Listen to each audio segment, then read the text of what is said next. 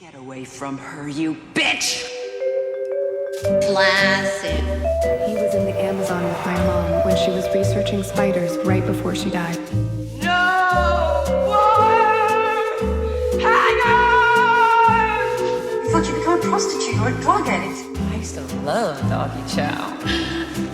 I used to love doggy chow too. There's always someone younger and hungrier coming down the stairs after you.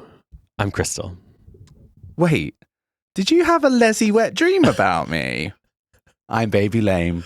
And welcome to Camp Classics. A thoughtful podcast about stupid movies. That was my first of many Showgirls references I'll be making throughout this episode today. I wonder why.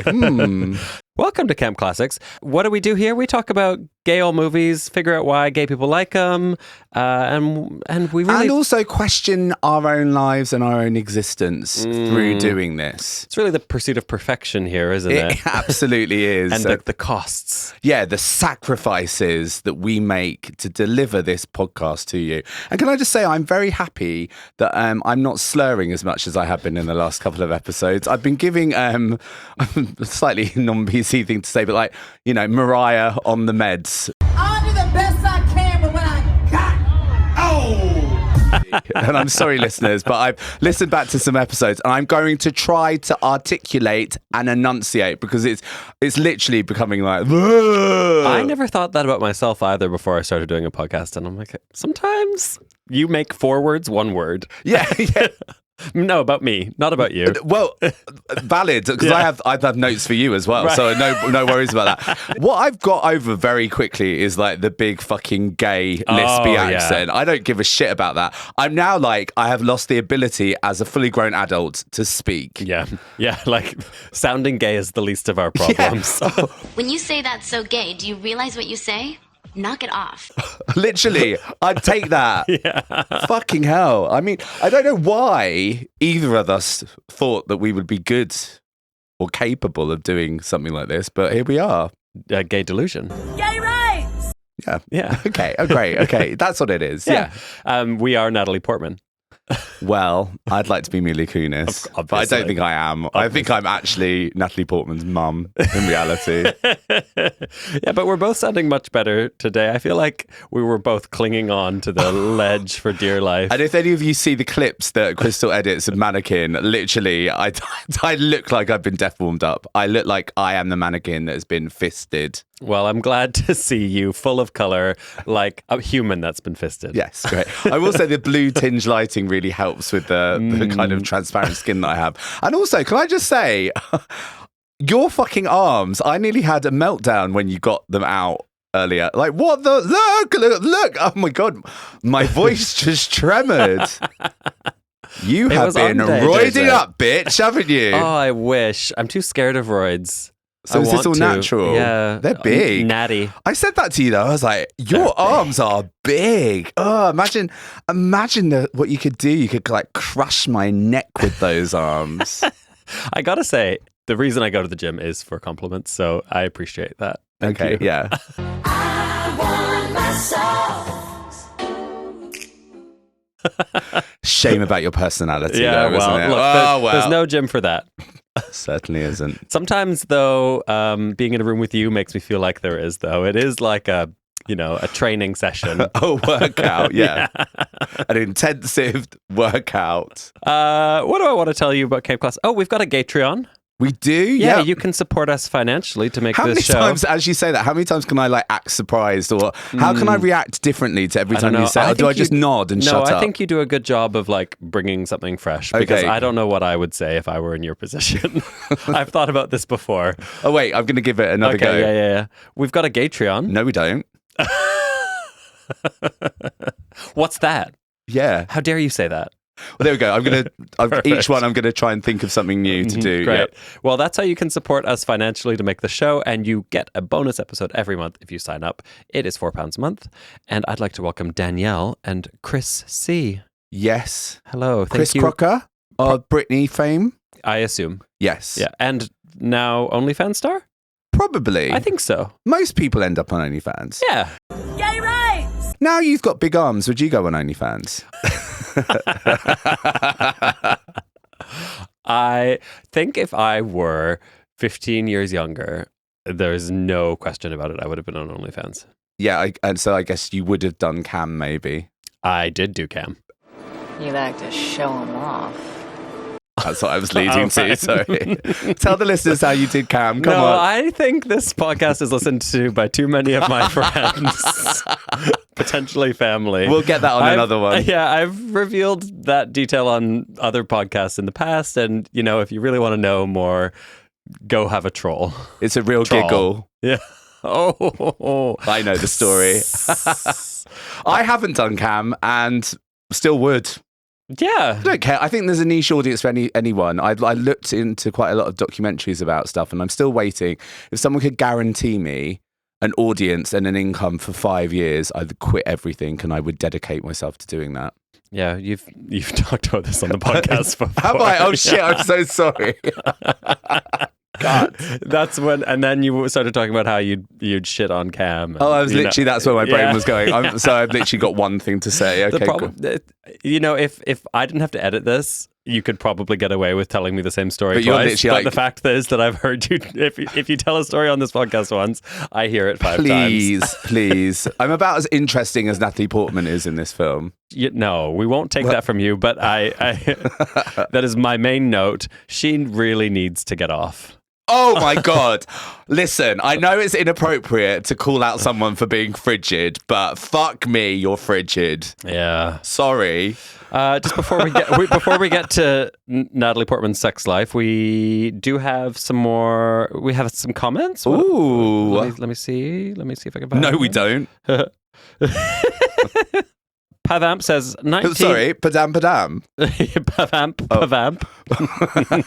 I've just discovered this Pavamp. podcast. I love that. Yes. I've just discovered this podcast and I'm loving it. So this makes me the first Italian listener, right? Pavamp. We hear you and we know. Welcome. Ciao, Bella. Ciao. Hey. Rocky said about Mannequin, I enjoyed this episode so much more than I enjoyed the movie, which may not sound as much of a compliment as I intended to be. Yeah, I mean, the bar's pretty low, but Yeah. thank you, Rocky. Thank you, Rocky. Thank you, Rocky. Rocky. And we had a comment from Skells. Up until now, I was under the impression that I was the only one on this planet that considered Basic Instinct 2 Risk Addiction a tour de force. So Skells is after your own Skells, heart. Oh my God. I recently saw an interview with Sharon Stone about this. About Basic Instinct 2? Well, about the Basic Instinct franchise, because apparently they're thinking of rebooting it. Yes. And she literally was like, I don't know why you'd fucking want to. Oh, and she's no. like, and then she went, did you not watch the sequel that I did? And then she was something like, if you think it's okay, like basically the director said he wouldn't shoot a scene unless I sat on his lap. I was meant to have creative control, but it was a complete like vanity contract. She basically just shredded it all. Wow. She was meant to have way more clout with that film. That's too bad. That's too But bad. still, Because you really do want her to have all the power watching that listen, movie. I'd settle for like a TV movie starring Megan Fox, who has recently posted some pictures. She's out and about again, and she is looking sensational. I gotta say, I've been working my way through Joe Esterhouse's back catalog because he's the writer of Basic Instinct, writer of Showgirls. I watched Jade this weekend. I haven't seen Jade before. It's Basic Instinct. So Okay. if you feel like you need to watch Basic Instinct again, but have it make even less sense, you could watch Jade. There we go. Yeah. Right, okay. Yeah, there's a fertility mask and a murder and who did it.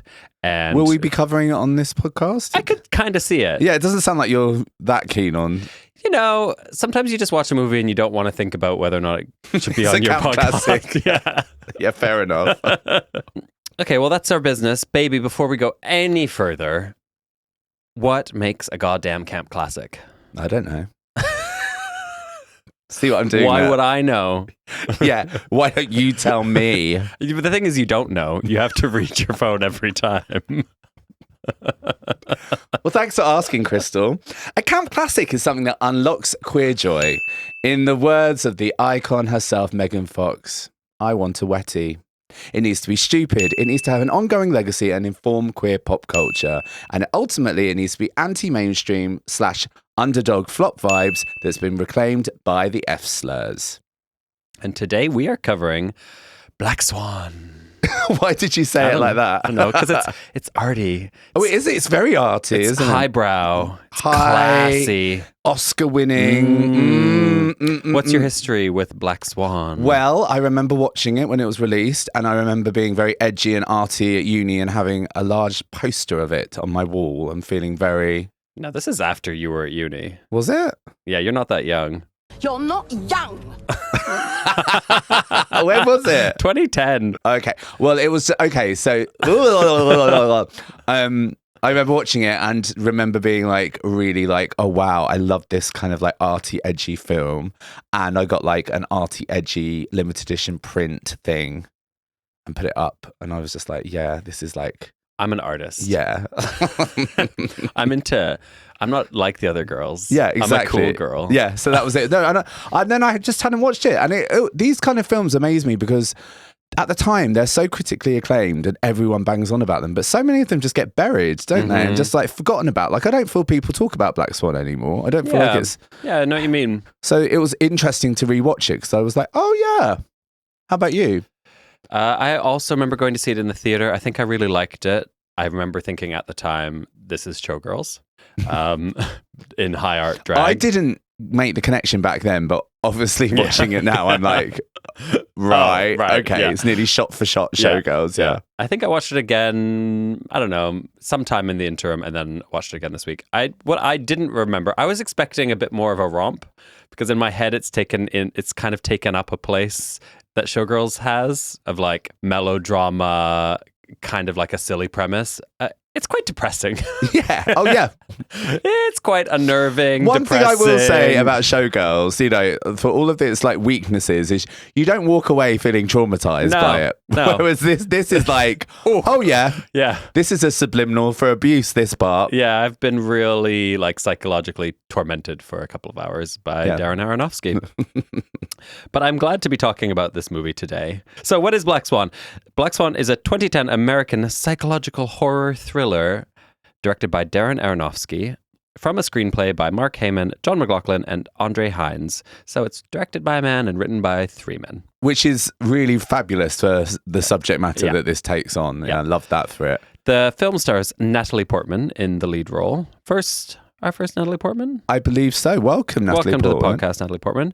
And Mila Kunis. First time. Yeah, welcome to the podcast. Can I just say Camp Crush, Mila Kunis? Camp Crush. Yeah, I forgot. I mean, she's hot. Yeah, as and fuck. I kind of forgot. Yeah. Because she's not done a lot recently, has she?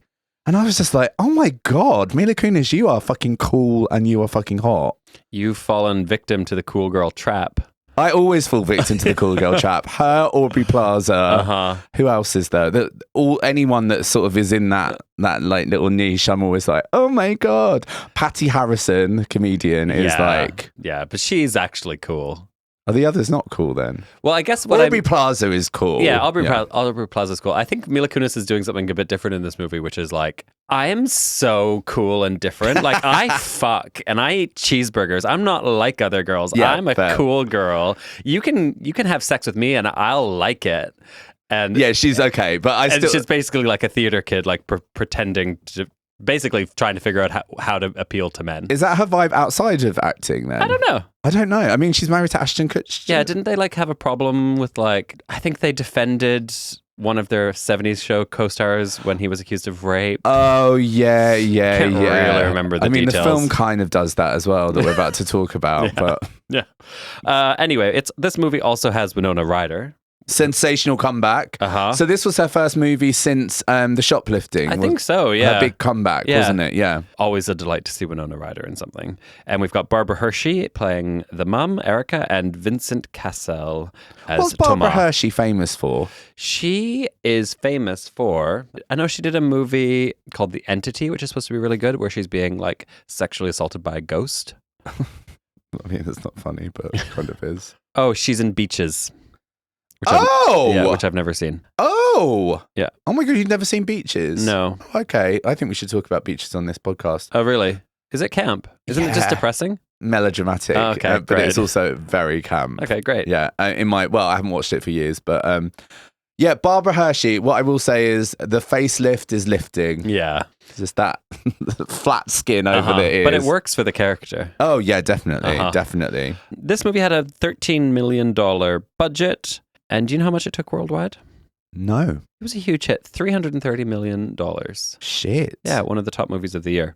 Has there been like, you know, when they do like the sequels that are like with none of the cast? It feels like there should be a Black Swan too. I guess for all his faults, we can give Darren Aronofsky that he's probably a bit precious about his And hasn't, his yeah. art. Yeah. But yeah, you're right. Or you could imagine like... With Denise Richards in it or something. Yeah, where's the like prime TV miniseries? Oh, God, yeah. With Denise Richards. Yeah. I'd watch. So not only was it a commercial success, it was also a critical success. It's got 85% on Rotten Tomatoes. What's it doing on this podcast? Honestly. And it had 5 Oscar nominations, including Best Picture, Best Director, and Natalie Portman won Best Actress. So it won the like big 3. But that's what I'm It saying. didn't win all 3. It just won Best Actress, but it was nominated for, yeah. But still, I do think this film has kind of been forgotten about slightly. Interesting. In 2021, Natalie Portman's performance was included in the New Yorker's list of the best film performances of the 21st century. So people still think it's good. Oh, okay. Well, then, yeah. Yeah. It's interesting with Natalie Portman, isn't it? And I know we'll get into it, but do you remember when she first sort of came into the screens in Star Wars as Queen Amidala? Everybody was banging on about how wooden she was for so long. It's just great that she's... Yeah. Should we do the plot? Yes. Okay, let's do the plot. So we meet Nina Sayers, who is Natalie Portman. She's a young dancer with the New York City Ballet who lives with her overprotective mother, Erica, played by Barbara Hershey, who is a former ballerina. And like the beginning scene, very arty, it's setting the tone, very stylistic. There's this very filmic quality to it. And she's just dancing in the spotlight, isn't she? She's dancing, and then she's dancing with her partner, and her partner transforms into a bird monster. Which is giving like Boulet Brothers, Drag King thing, like slay them, honey. So true. But it looks gorgeous. Yeah. She's a ballerina. And the company she's in is opening the season with Tchaikovsky's Swan Lake. We learn that the current prima ballerina, Beth, played by Winona Ryder, Beth, is being forced into retirement. Can I say though, when we see the picture of her on the poster outside the venue, Yes. serving cunt Winona. Oh, she is good. Puss. Yeah. She gets so little screen time in this, but she does make it count. Yeah. She really does. But when I saw that poster image, I was like, that's why was it. But straight away, I'm like, hi, Crystal. It's very Showgirls, that, isn't it? Oh my God. You're so right. Crystal Connors is Goddess. Yes. Winona Ryder is Swan Lake. Yeah. It's so true. I should just get this out of the way now. Have you seen the mashup trailer where someone has taken the dialogue from the trailer of Black Swan and put it over scenes from Showgirls? No. It is amazing. Didn't even know that was a thing. But... Yeah. I will link it in our carousel for this episode. You should really watch it, and I will show it to you after this. It's perfect. But yeah, Beth is being forced into retirement, and we see her trashing her dressing room because she's furious to be pushed out. Now, that's always going to be camp. Camp Clue. Yeah. Listen. Someone smashing a mirror. Not just someone, a hysterical woman. That trope never gets old. It's always fun to see. And then creepy little pervy little freak that hasn't unleashed her freak goes into the room and steals some bits, doesn't she? Yeah, she takes her lipstick. We're like, oh, I thought this person was going to be our hero. Yeah, and she's got like a little... She's a bit sneaky, creepy, gross. Yeah. Listen to that, Natalie Portman, you sneaky, creepy, gross person. Artistic director Thomas announces he's looking for a new dancer for the dual roles of the innocent and fragile White Swan and the sensual and dark Black Swan. I like even he admits that that's a fucking basic ass show to kick off the season with, though, isn't it? Because, like, I mean, it works for the audience as well, because people that don't know ballet, it's either that or the Nutcracker, isn't it, really? It's truly the only two ballets I could name. I've seen Swan Lake. No. Have you? Yeah. No, I haven't. I don't really remember it. But it's, impressive. I don't want to be working in ballet. What I will say is as well, he's like, we're going to deconstruct it and make it edgy and different. And it's like, everything I saw is Doesn't what seem, No. Yeah, doesn't seem that way. This is the first time we hear him explain how the white swan is the good one and the black swan is the sexy bad one. Well, I'm really glad that they do that because otherwise it would be really hard to follow the twists and turns that this narrative takes in regard to that. I mean, it's not like it's the most literal thing that is consistently parallel through the entire movie. One of like maybe 7 times in the movie, he's like, "You're too frigid. You're white swan. I need you to be sexy, slutty black swan." That is basically it. You know what it gives me parallels to? I Know Who Killed Me with the blue and the blue and the red. You're right. Is the red or is it just blue? Yeah, it's red and blue. Yeah, red and blue. The two sides of the coin. Yeah, Yeah. I was just like, wow, this is the same cinematic universe. Yeah, are you a poet and a writer or are you a bad girl stripper? Yeah. And why can't you be both? There, I think we covered the movie. Yeah, I think that's it. So Nina auditions for the Swan Queen. And Let me tell you something. Sorry to interrupt you. It's hard being a ballerina from the get-go, isn't it? We're seeing lots of brutal, like, close-ups of toes. Oh, yeah. And like the sound effects, you get a real like Foley of like bones crunching. Yeah, she gets getting massaged. Her mother delivers her a delicious breakfast of a grapefruit and an egg. It's so pink. It looks horrible, doesn't it? And the whole grading of the entire film, this world we're sort of set up, that everything is so dark, grim, and cold, and yeah, paints a really like nasty image of the industry.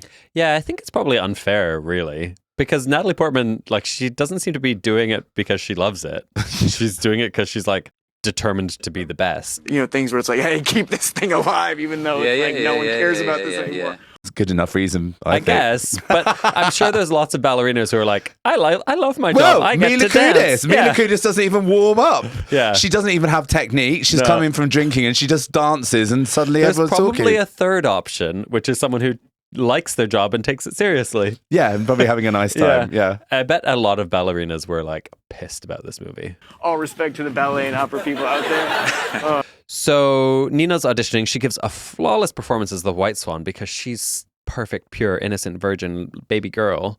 But when she tries to do the Black Swan, she trips. And that's because Lily has walked in. That's Mila Kunis. And what I will say about her audition and like the process of watching her, I don't know why she did make it to the next stage of the auditions because she's already like fucking freaking out. Like all of the other ballerinas are like smiling and dancing and just doing the work on the bar. And she's just like a psycho paranoid, like head scattering around, looking at the director. It's like, you're not well enough to dance this, baby. You're so right. I think anyone looking at her for any amount of time would be like, this girl needs some help. Yeah, it's like, are you okay? Yeah. But no, she does get in. She gets, and then we see Mila giving that kind of, oh, I love it. Oh God, I've got such a sweet spot for it. That 2010 smoky eye beat, you know, that kind of, it's like half sort of, oh, I'm just wearing a pencil skirt in the office kind of thing. Big blowout, bit edgy, bit rock chick. There's like a bit middle rock ground. chick. A bit like, did I sleep in this makeup? Maybe.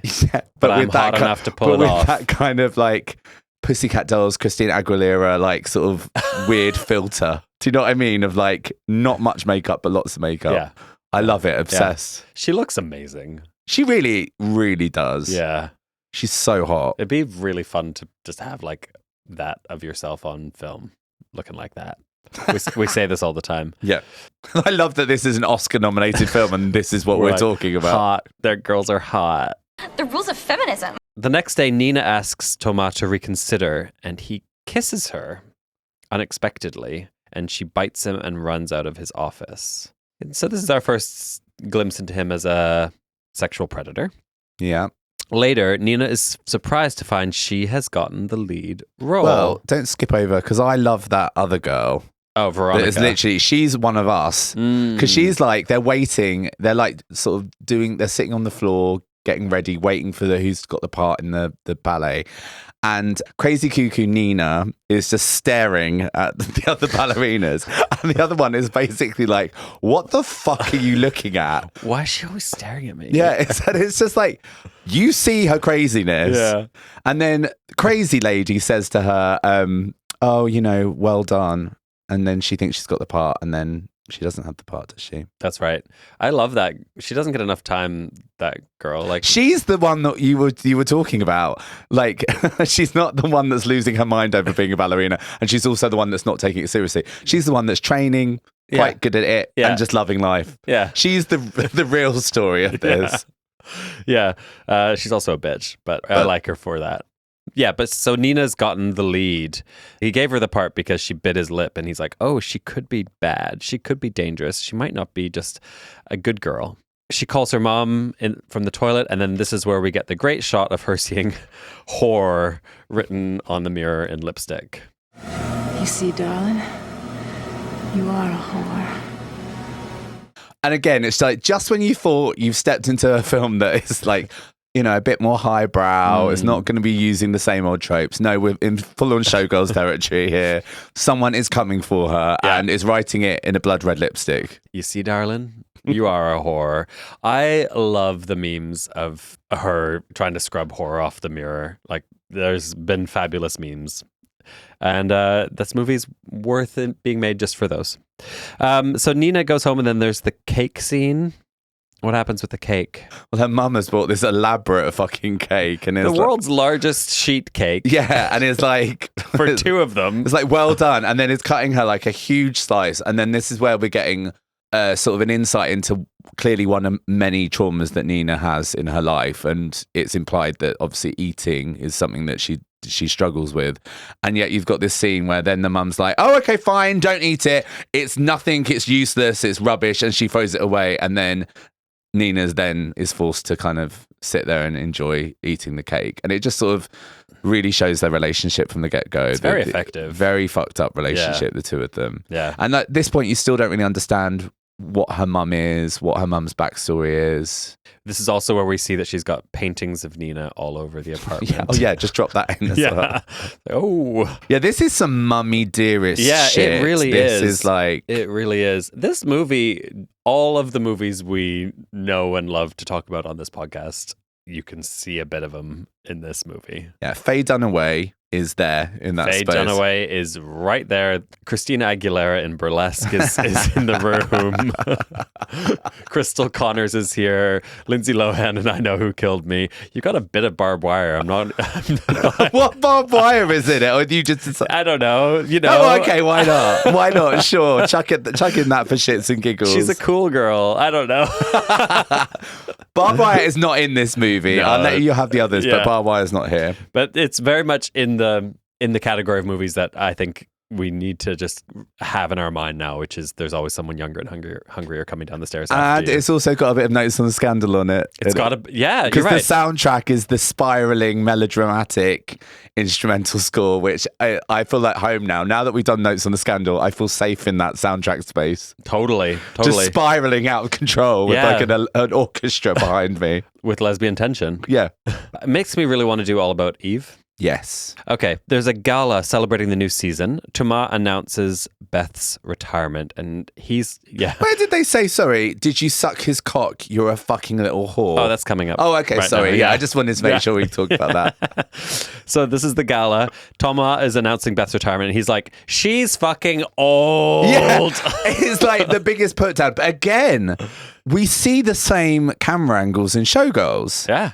When it's like we could have brought anyone into this show. Yeah. Latoya, Suzanne, you name it. But yeah, there she is Paula in the Abdul. crowd.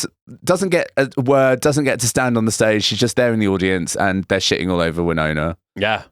And yeah, it's like, look how old she is. Do you know how old Winona is when she made this movie? Oh God, I'm sat down, so tell me. 38. Oh shit, she's 38. I mean, you watch So it. And old. I mean, it's what you've been trained to think. Because I was watching it like, you're old and past it, Winona. You're past wow. it. Yeah, she's 38. She's getting drunk. She's pissed off. She's not happy about her retirement. Nina goes to the bathroom and she's hallucinating some disgusting finger-picking body horror stuff. Yeah, this is the point where you're like, you need to go and get a proper manicure, love, because your nails are all over the She needs shop. to go see Naomi Malone. Yeah, Get her nails done exactly. sometime. Because her nails are manky. And mine are disgusting, but mine are like... Oh, she does that thing where she peels a hangnail and it peels up her whole finger. It is so Leave it gross. alone. Leave your fingernails alone. But it's a hallucination, or is it? Probably. Lily also comes into the bathroom and they're having a chat, and then she takes off her panties for some reason. Well, because, she can. She's a cool girl. She's a cool girl. She's edgy, cool girl. Inside you, there are 2 swans. One's a cool slut. Are they inside of me right now? Yeah. Oh, you would have thought I would have noticed that, but well. Then an intoxicated Beth publicly accuses Nina of providing sexual favors to Tomas in return for the role. Yes, okay. Did you suck his cock? You're a fucking little whore. No notes. Brilliant work. And also it's giving me Julianne Moore in most of Julianne Moore's films after she's had a couple of drinks. We've got eye makeup going down. Like, the booze. The booze. Booze always wins, doesn't it? She's wearing a lovely dress too. I mean, what I will say about Winona Ryder's character, they really haven't attempted to give her any depth at all, have they? No, She's it's just like, a jealous what if you were a tired old showgirl? That's it. Yeah. Diary of a Showgirl. Oh, yeah. Well, there's the Pammy connection, not barbed wire. There we go. Nina goes home with Tomas, and he's really fucking gross to her, and he gives her homework to go home and masturbate.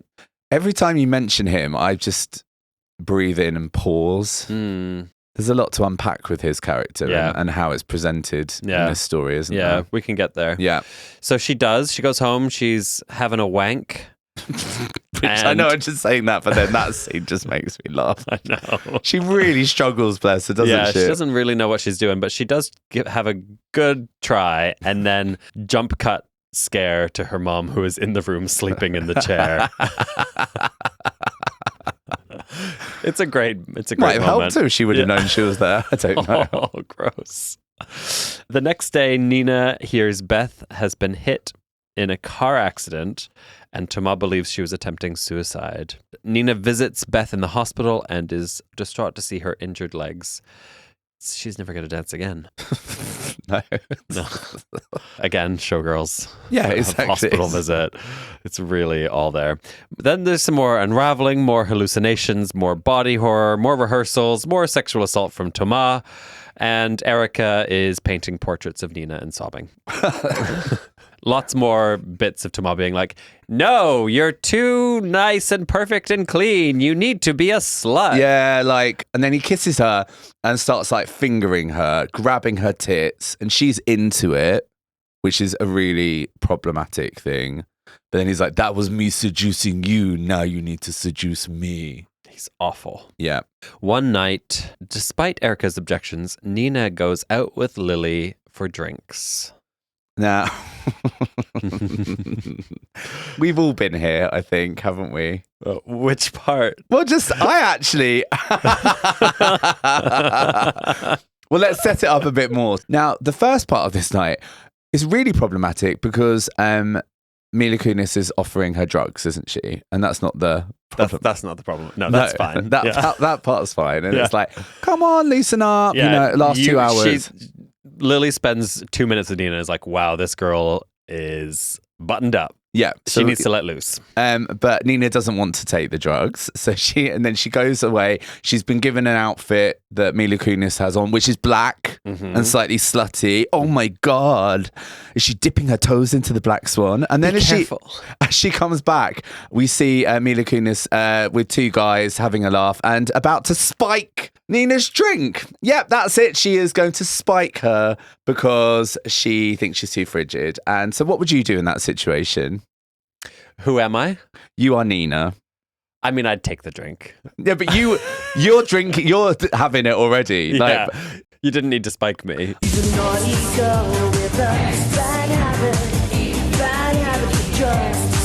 It's pretty fucking weird to then go and hang out and be like, oh, is this the one you spiked?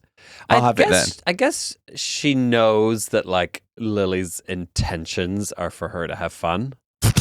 That is mental. It is. I mean, it is. It is. But I how think did she know? She doesn't even know her. The thing is with this character is that she's desperate to please, isn't she? So she's and she's got no fucking clue. So as soon as someone is like, do this, she's like, okay. Yeah, I mean, it's wild that she then... Yeah. But then goes on to have what looks like a really fun time, actually. Excellent time. Yeah, it looks like suddenly they've gone from a shit Chelsea-esque cocktail bar with some fucking wankers to her being in a toilet cubicle, making out with a hot guy in a dirty club, and I'm like, suddenly Strobe, I'm rave, like, we've gone to the right place. We've gone to the Yeah. right place now. Yeah. That was the wrong place beforehand. Yeah.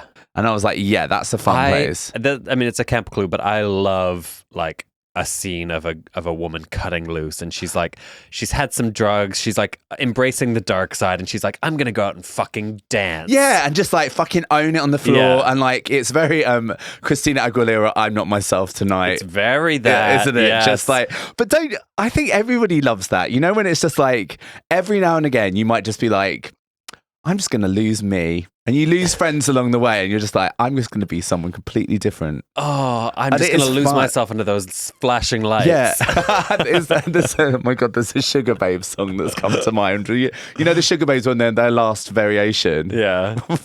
There was like a really bad song where it's like, I like the lights and the games they play. And it's like, strobe, lights.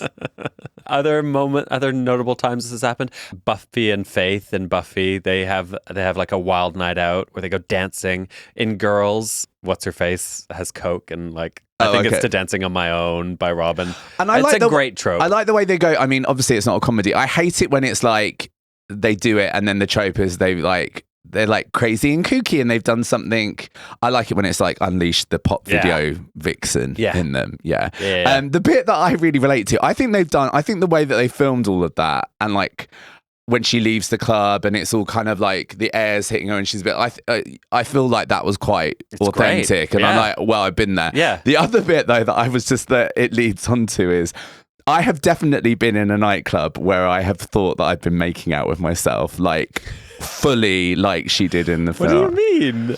It's like where I've been so high that I've literally thought I was making out with myself. I had my own Black Swan moment. Like, no, it was years and years ago. Were you kissing someone? Yes, it was at Berghain. Oh, right. And they must have looked similar-ish to me, but I had a moment where I was like kissing myself. And I remember just being to myself like, you are so fucking messed up right now. Go with it. You can't question it. Just kiss yourself. And then it obviously wasn't. I don't know. Maybe it was my Black Swan moment, but I was literally watching it and I was like, what does this remind me of? And then I was like, I have done this exact scene. This explains something. I think that's when you got replaced by your evil twin. And ever since, we've been dealing with the dark version of you from Berlin. Honestly, yeah, I was like, the good baby lame's been stabbed in a toilet cubicle in Berghain. It's still there. Bring back that baby lame. But that scene, but then it goes into, I haven't had sex with myself. I've never gone down on myself as far as I know. Maybe I did. Maybe I don't remember. You've never anything. tried. You're not flexible enough. Do people actually try? Everybody's tried. I mean, I must have tried, but I think with me, I think I knew that I wouldn't be able to like. I can barely touch my toes, so I'm not going to be like deep throating myself. What about you with your big muscles? Are you bendy as well, Crystal? Let's move on. Oh, does that mean you can? Let's move on. No, but let's talk about the sex scene. Yeah, no, because no, we're not quite there yet. Oh, because sorry. I just want to shout out to the fact that she gets fingered in the back of a taxi. Oh, sorry. Yeah. Have you ever fingered someone in the back of a taxi? Yeah, probably. I don't think I have. Maybe not fingered. I've done. Oh God, why am I saying this? You don't have to. No. You can, though. Well, I feel like I'm going to now. Yeah. I remember giving someone a hand job during the Sherlock Holmes sequel movie in a cinema in Brixton. And it was really, really full. And he had a coat over him. And I remember just giving him a hand job. There we go. Sherlock Holmes 2. I know. Like, fucking hell. Oh, that's cute, though. I like that. That's queering heteronormativity. That's why I want to watch it with you, so I can relive the experience the second with one you. Called? I don't know. Those were shit. But weren't you they? know, when it's just like when you're younger and you're like, oh, I'm feeling really provocative now. Again, the Black Swan was in me. We've all got our Black Swan moments. You know, where it's just like, that's the Black Swan noise. Yeah, your knees cracking and feathers and like, sprouting, and then before you know it, you're jerking off a stranger and an everyman to Sherlock Holmes. But then, so then we're in full-on lesbo mode now, which we love. This is something that Showgirls doesn't go this far. No. And we want to see it in Showgirls, but they sort of dive into their apartment, don't they? Like she's getting really like Larry with her mum when her mum's like, what does she say? Her mum, she's like, "Where have you been, or who have you?" Yeah, and she's to like, the moon and back. Yeah, and then she's like, "You want their names?" And she's like, "They fucked me," or something like that. Yeah, she's really letting her mum rubbing have it. it in her mum's face, and it's a gorgeous thing to see. And then they sprint into her bedroom, shut the door, and then it's just lesbian scene, isn't it? Yeah, it's a lot of cunnilingus and deep cunnilingus from Mila Kunis. Yeah, Nina probably finally gets off. Yeah, well, you think? Yeah. I mean, she's like grunting and screaming. It reminded me of that story that you told me. It's very bold to be like having sex in someone's house, isn't it, with the mother next door? I think if you listen to my Rolodex of memories, it was But I'm a Cheerleader podcast, if you need that story. If you haven't listened already, Crystal tells a lovely tale. Julien, viens ici. Arrête. The next morning, Nina wakes up. She's all confused. She's a bit hungover. She's late. She's got a show to do. And she's alone. And the door that she barred shut from the inside is still barred shut. Where the hell is Lily? So she rushes out and she sees Lily dancing as the Black Swan and confronts her about their sexual encounter. Lily's like, wait, what? I didn't go home with you. Did you have a lesbian dream about me? Did you have a lesbian dream about me? Was I good? I like that. I like her response to it. Because she's like kind of not shaming her. No, not at all. She's kind of into it. Yeah, she wants to know what she was like in it. Yeah. Because you could imagine in a different movie that she'd be like, ew. Yeah, gross. like really affronted by it. Yeah. But she's not. And also it's like, it's really hard to know if that choice that was made by the writers and like the creative team, because obviously they're like men, as we've decided, and there's lots of like gross decisions made in this film. Yeah, it's interesting that they didn't go with that. Yeah.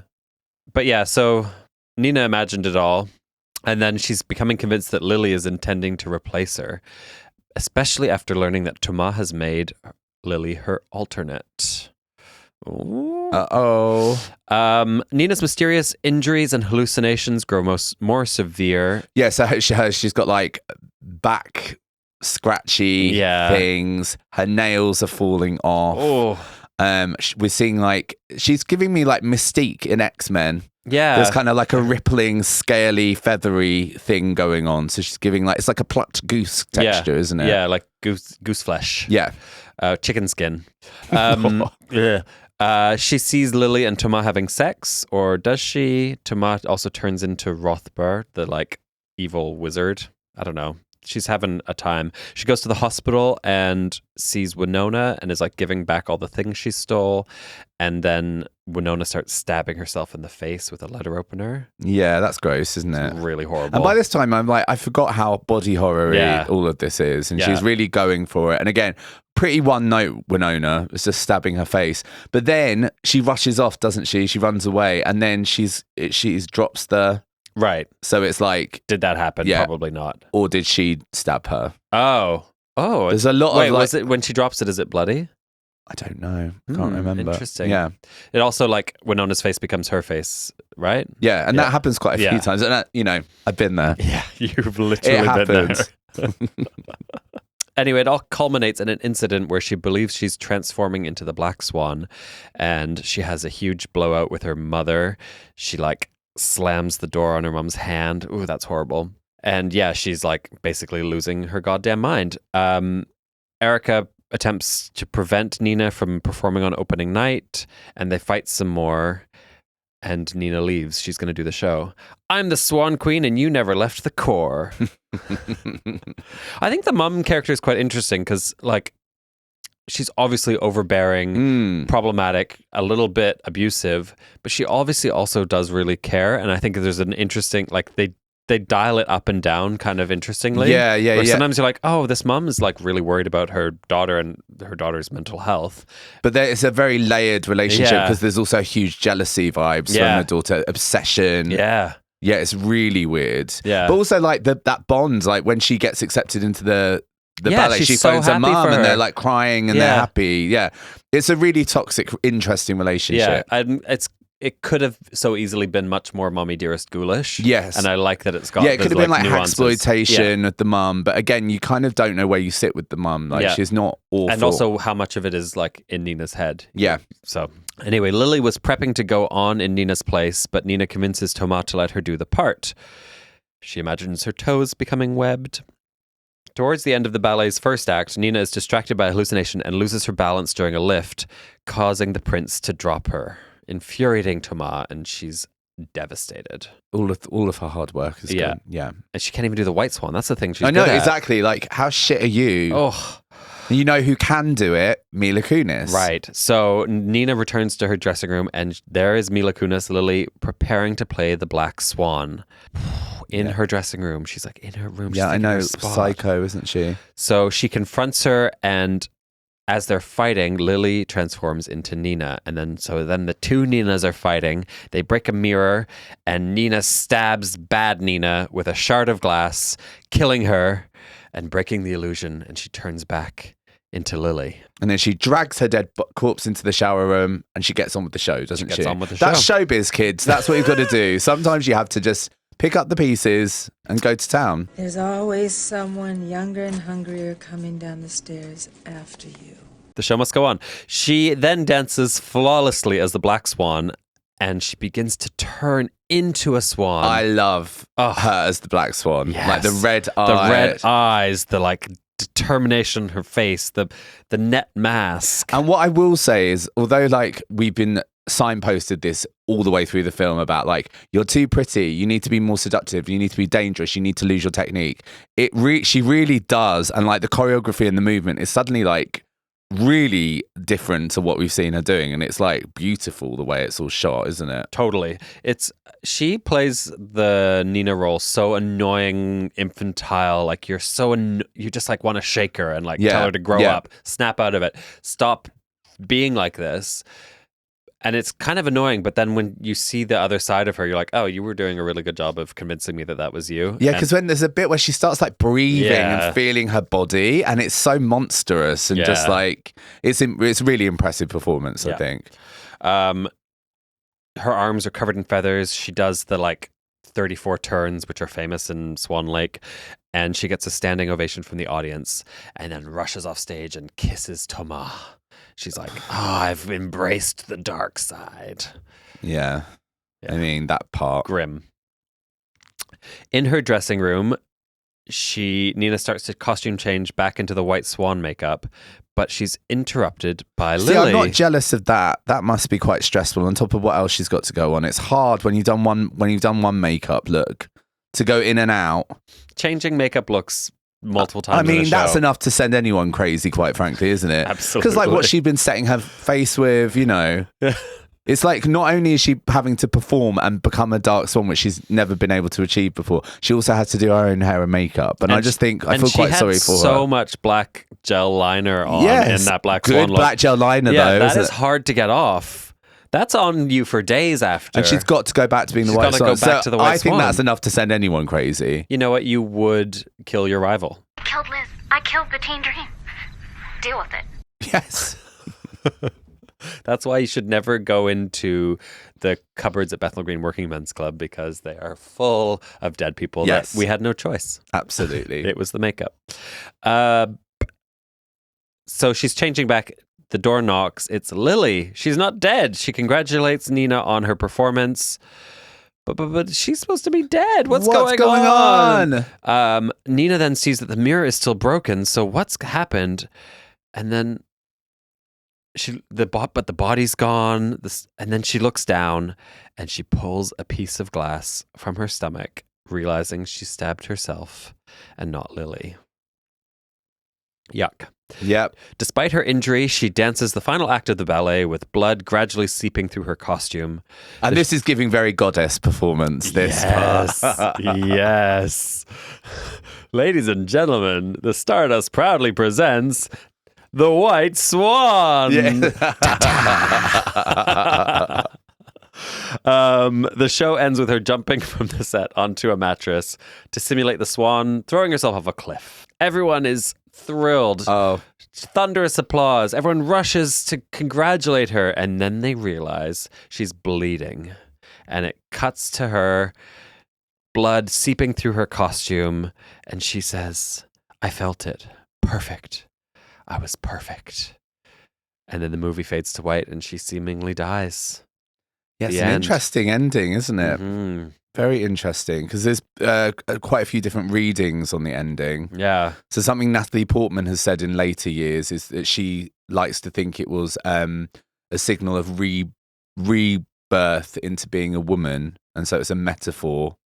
Oh. Which is interesting, but maybe giving the film a little bit too much credit. Oh, well, that's nice. Rather than it being a death scene. But right. That would be better. I think. Do you think maybe that's why she's spun that narrative to try and make this slightly problematic film? Yeah. So maybe, should we talk about the ending, like this transformation in the ending? Because the substance is actually another really, I mean, the substance also falls under the younger and hungrier coming down the stairs after you. But that movie ends in a kind of a similar way where it's like, the character who's been through so much, she's been pushed to her limit. She finally snaps. But in the substance, it's this cathartic release where she punishes everyone who's been bad to her. Yeah. And then it ends with her dying, but she is like happy. She's like deluded. She's finally free. She's like there's a catharsis, a joy, a release. And it's like she's punished everyone. She's gotten what she wants. But yeah, I don't get that from Nina, from Natalie Portman. Do you not get that she's happy at the last ending though? Yeah. But, I mean, I'm not saying the journey's been dying. Yeah. And it's like her delusion has won rather than she's gotten some kind of freedom or power. Well, oh my God, I can't believe I'm going to say this. It is that question of like, is great art only achieved through suffering? Yeah. Literally, the most feels like the most cliche thing you could say in the world. I don't know if I care or believe in that. Yeah.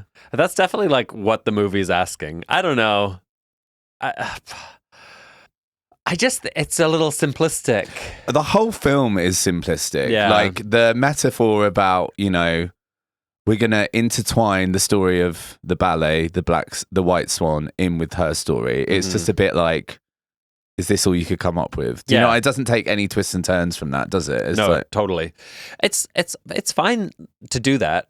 And like, especially for a horror movie, like it's a great premise for a horror movie. It's just interesting that it ended up with like so much critical acclaim. Yes. So much Oscar buzz, all of that stuff, because like the elements of it are like, is it just because it's the ballet?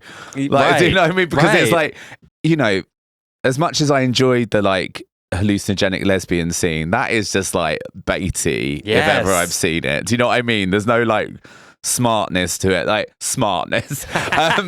But Mila Kunis isn't a particularly deep character. Like she doesn't have anything to her. Does she? There's no like turn or twist or anything. There's no substance to her character. There's zero substance to Winona Ryder. The mum's interesting. We don't get to know anything about her though, really. And then the creepo teacher. Like everyone's pretty one-note characters, aren't they? Yeah, for sure.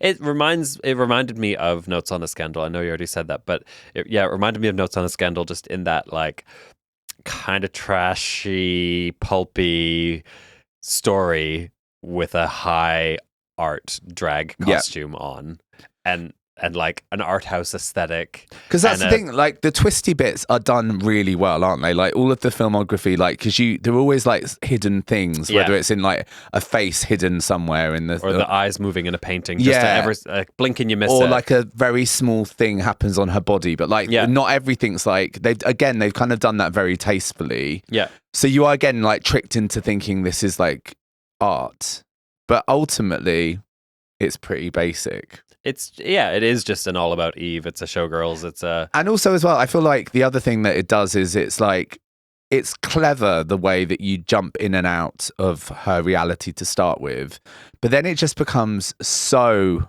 hallucinogenic, which I guess makes sense with what's happening to her.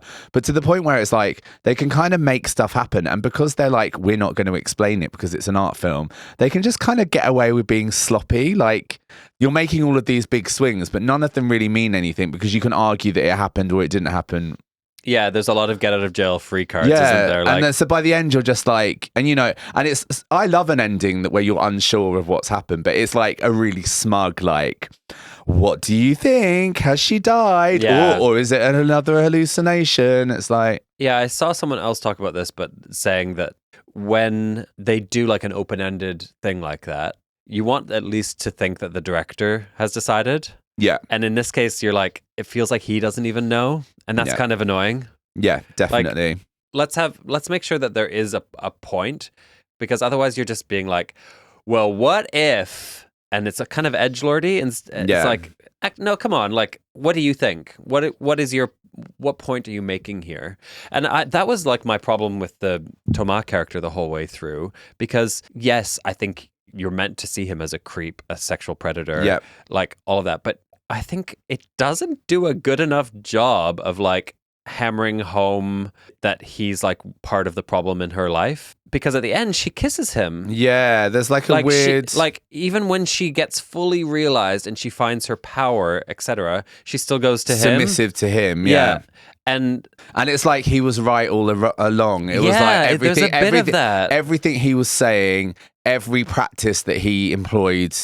It's interesting. I was talking to someone the other day. It's like he trained at a clown school of really famous, like Philippe Gaulier. Yeah, and he had lots of very like problematic, not sexually problematic, but problematic methods of teaching people. It was very brutal, make people cry, upset a lot of people, and like, but it's seen as this god.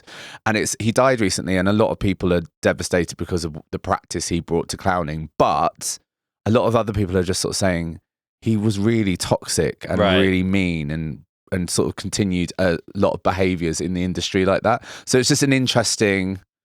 Right. Yeah, it just sort of made me think about that. It's just like these people are sort of held up in society, but like awful. Yeah, and I guess it's kind of... But they're not making that point. No, I don't think that... it's almost like they are a bit, because they're...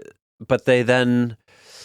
They also, I don't think they stray away enough from the idea that she kind of wants it. Right, right. Yeah, there's like a lot of that where... If you're being generous to this movie, you're like, oh, all of her struggles are a product of like a problematic mother, the pressures put on women, the desire to be perfect, like all of these things have combined, but then it doesn't actually deliver at the end. And maybe I'm just asking to be handed a bit too much on a platter, but like, I wish she'd broken free of those things. Yeah, like a really simple fix at the end to make it a more satisfying thing for that is she could have gone towards him like she was going to go and kiss him, and then she could have gone to the male lead dancer and just like snogged him in front of him, and then just like ripped off away, and then just laugh at the guy like and just be like ha ha ha ha ha, and a bit crazy, and that would have just helped that, wouldn't it? Yeah, just like. Yeah, it's not like he needs to be punished. It's not like it needs to end with him being like... No, it's completely fine to just show that that's a horrible character that exists. Yeah. And, in real life, that man wouldn't be punished, and he would just stay as artistic director, and everyone would be like, oh, there's rumors about him, and blah, blah, blah. But yeah, there's something missing for her character. Yeah, because as well, like she never instigated, like, wanting his sexual attention to start with. Like, you can imagine if she misread the signs in an early scene and then tried to kiss him. Yeah. And then it sort of sets the seed a little bit but it doesn't. The first interaction they have is he's a man in power, and then he she's desperate to impress and then him. He aggressively launches himself on her. So not camp. No, just in case you were wondering our point, everyone. That's not camp. Yeah, but spiraling. In like something that is camp to me is like I love these smallish situations that we all put ourselves into and spiraling within them, because ultimately it's just about one show, isn't it? It's not like a bigger issue, but I love the kind of melodrama and the frenzy and the hurricane of emotions in like a very simple life thing. That is camp to me. Yeah, and like watching someone have like a mental breakdown in a melodramatic way on stage, like. Yeah, it's through dance as well. Yeah, of course. That's like, it's fabulous. But I wish I wish she'd gotten her power. She can die even at the end, but like I want her to have been like unleashed. Yeah, like if the last shot would have been the Black Swan looking up and like that was perfect or something. Not going back to her being like, because that is part of her. The Black Swan was part of her, and that's why it was so satisfying to see it get in her, wasn't it? Yeah. But like you said, it didn't lend itself to anything other than like impressing the douchebag. Totally. And then the other thing, I guess it's kind of related, like this idea that you can either be a virgin or a whore. Like those are the two, mother or whore. Like those are the two kinds of women you can be. You can be pure or you can be a slut. And like, I think the movie sets that up interestingly and like, okay, great. This movie's going to be an interesting examination of like how it's problematic to expect people to be one or the other and you can't be both. But then it doesn't actually, it's like, no, it doesn't go anywhere with that. It's got the same level of like character depth as like Grease has in regards to that. Right. Like Sandy's going to be a bad girl now. It's like, yeah. And so I guess you're kind of seeing like the male writers over in that regard a bit over the talent of like, I think Natalie Portman is really good in this. Yeah. But like there's only so much she can do with the material, isn't there? Totally. It's like what because she like physically did you read about like what she did to her body for this? Like I think it was something like she trained for 3 hours a day for 3 months, and then that went up to 6 hours for like 2 months. Wow. And then for the final stint she was like doing 10 hours. Wow. She like physically like broke herself doing it. Wow. Yeah. So sort of for that kind of, you know, commitment to the role, I think is, and also she needed to be like that, didn't she? Because you can tell Mila Kunis isn't really right. You never look at her and go, "Oh wow, she's a ballerina," do you? Whereas with Natalie, you're like everything about her, and it's like the way her body's presented as well. It's like it looks like it's been put through it. Totally. My husband does ballet. He came in towards the Black end. Swan or White Swan, but he was like, "Yeah, she looks good." Apparently, they did CGI her face onto another dancer quite a lot. And they were was the dancer a swan? And they were not about to like talk about that in press because this is part of the Oscar pitch. Of like, look how incredible. Yeah, and like Natalie the fucking Portman storyline I've just been fed about, like, well, she did go and do. Yeah, so the dancer who was her body double has come out and been like, "Fuck this movie. They didn't give me the credit I deserve." Like. Yeah, she looks good from the waist up, but anything else you see is me. Oh, fuck her. Yeah. Yeah, well, Hollywood. So it's, you know, probably a bit of truth in both. I don't know, what else? I mean, if you, obviously, like, when a film is pitched like this, and, that, you know, like, as you said, there was a whole Oscar campaign, they were never not going for an Oscar award-winning film with this.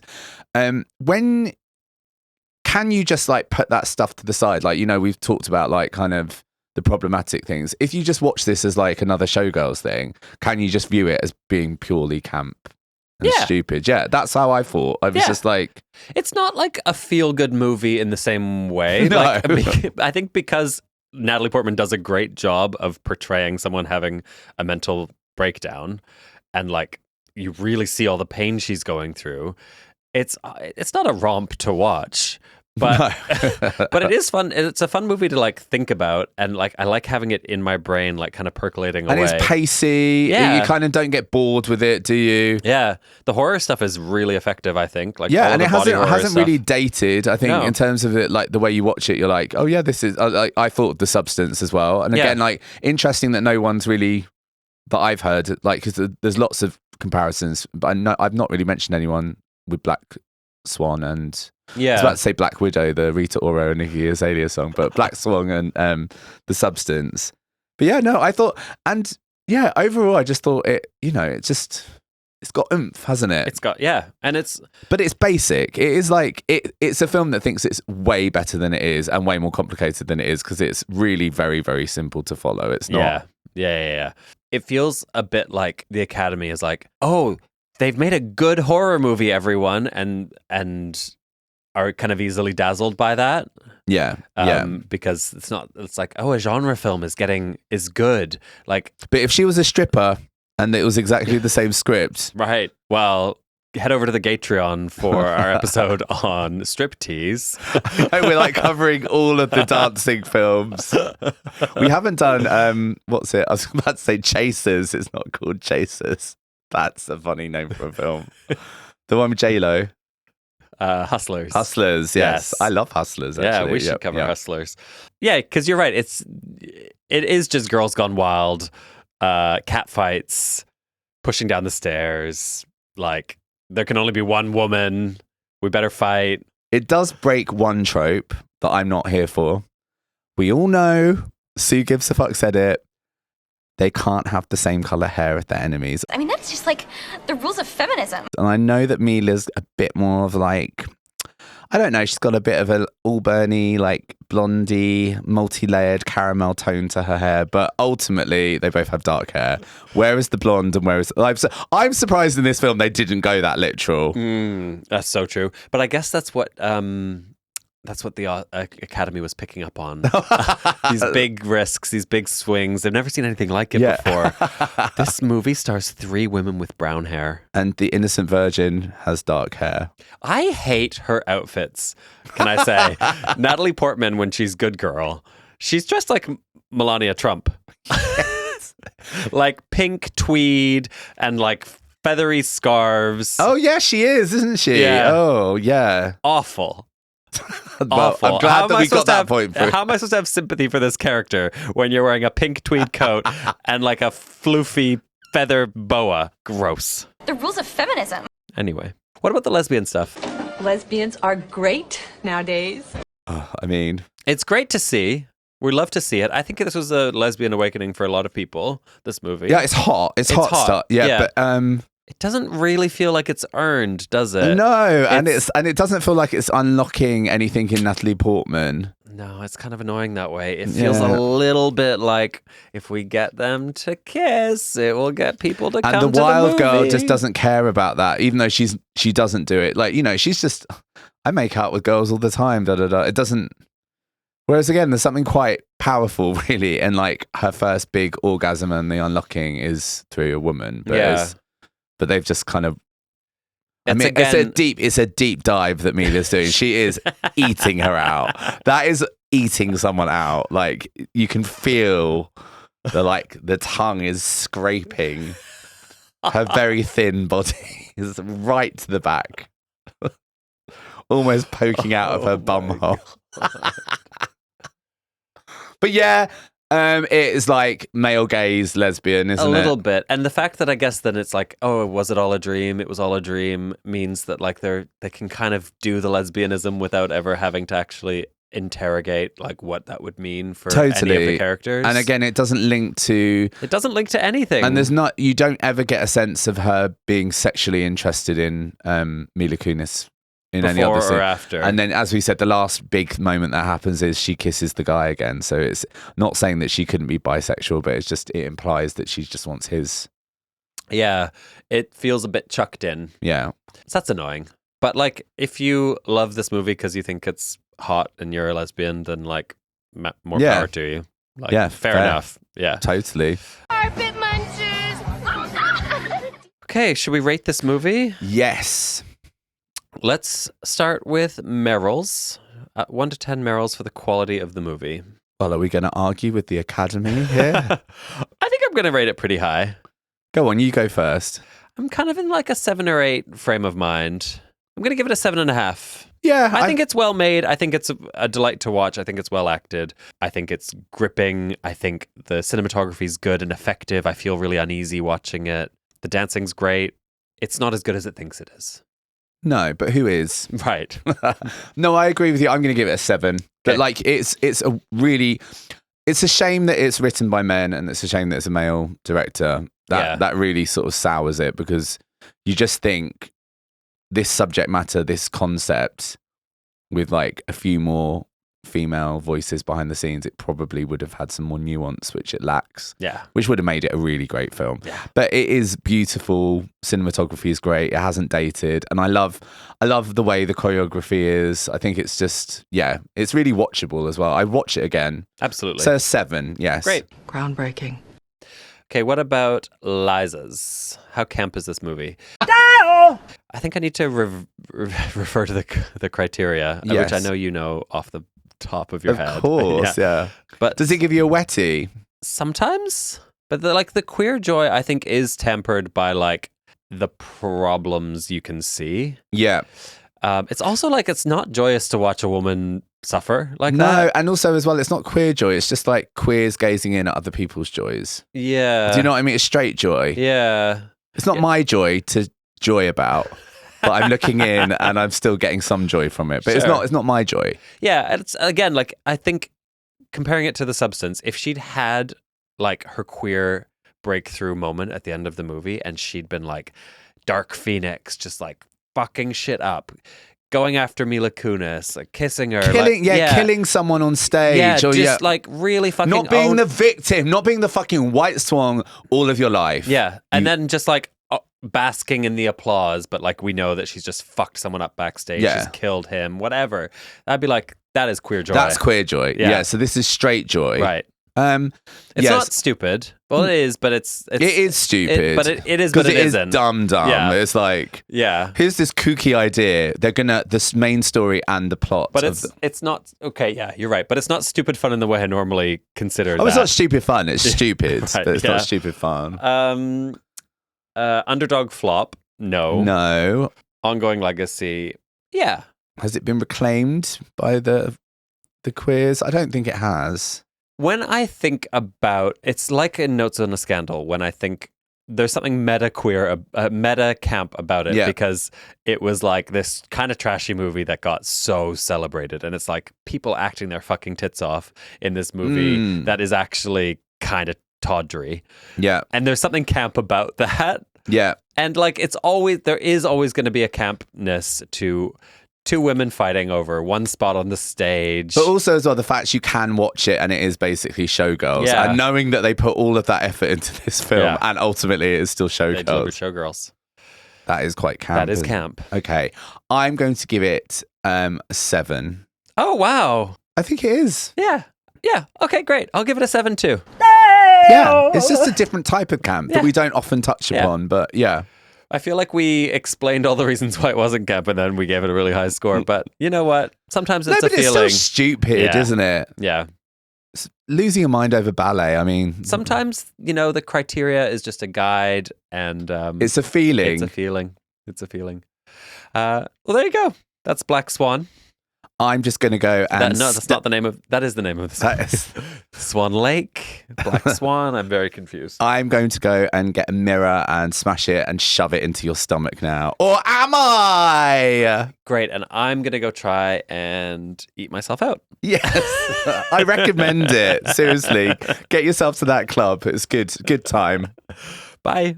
Get away from her, you bitch! Classic. He was in the Amazon with my mom when she was researching spiders right before she died. No more hangers! You thought you'd become a prostitute or a drug addict. I used to love Doggy Chow. I used to love Doggy Chow too.